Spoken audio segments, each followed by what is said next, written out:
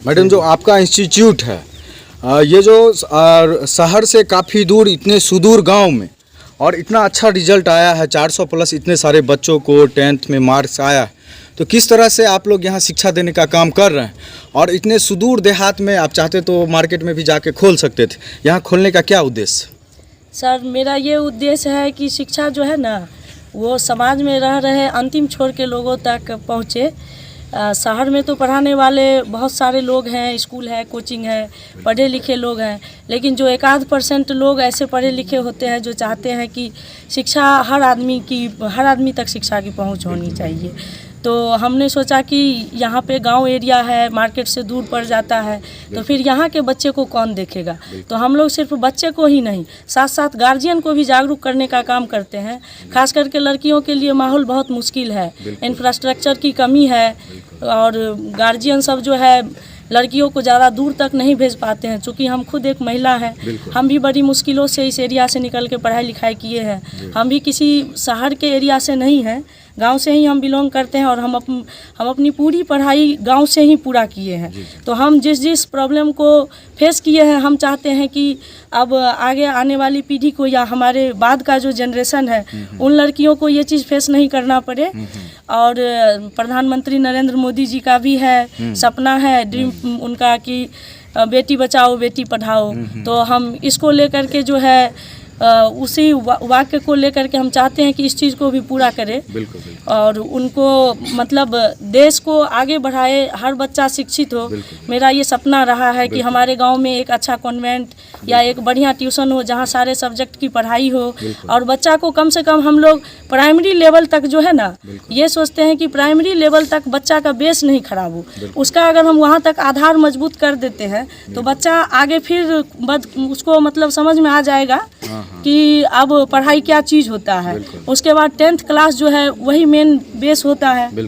तो बच्चा को अगर हम 10th तक कंप्लीट करवा देते हैं तो आगे वो रोसड़ा हो, दरभंगा हो, समस्तीपुर, पटना, कोटा, कहीं भी जा कर के वो अपने एजुकेशन को आगे बढ़ा सकता है।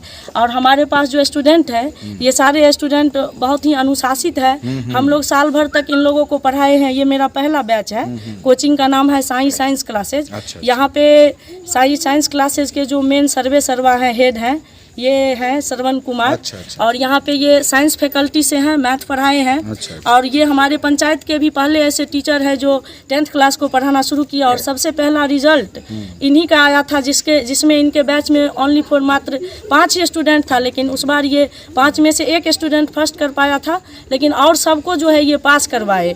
तो इनके साथ मिल करके, मेरा तो वैसे आर्ट फैकल्टी हो जाता है और इनका साइंस है, तो हम दोनों मिल करके सुबह शाम टोटल बच्चे को जो है टोटल सब्जेक्ट कवर किए। उसके बाद जो छुट्टी का दिन होता है उस दिन भी हम लोगों ने उस दिन को टाइम को बर्बाद नहीं किया। बच्चा को उस टाइम में भी बुला करके ऑल सब्जेक्ट पे फोकस करके ऑल सब्जेक्ट को हम लोगों ने पढ़ाया है। ये नहीं है कि कोचिंग है तो एक आध सब्जेक्ट, टोटल सब्जेक्ट को हम लोग पढ़ाए हैं।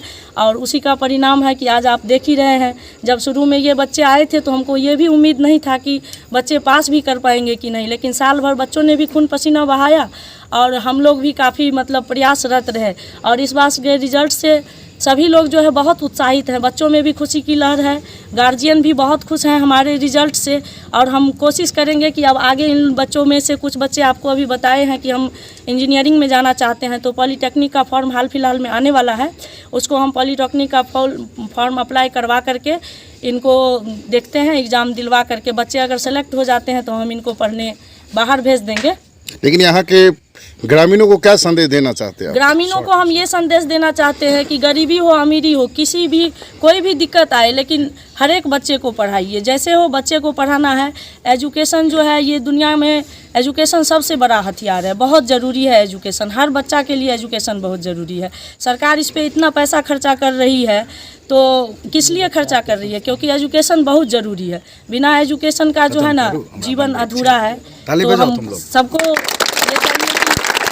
कितने बच्चे हैं संस्थान में? सर अभी 300 के लगभग में स्टूडेंट हैं और 11वीं इस बार ये मेरा फर्स्ट रिजल्ट ही है।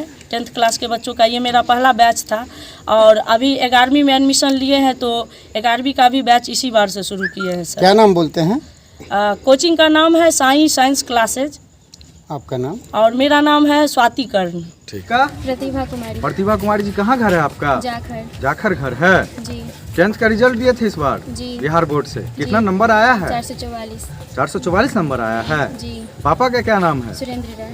क्या करते हैं पापा आपके? कॉन्ट्रैक्टर है कॉन्ट्रैक्टर हैं। कहाँ पढ़ते थे आप? यहीं पे। कहाँ पे, नाम बताइए। Science classes. हाँ, साइंस क्लासेस जाखर में। कौन कौन सर थे यहाँ पे?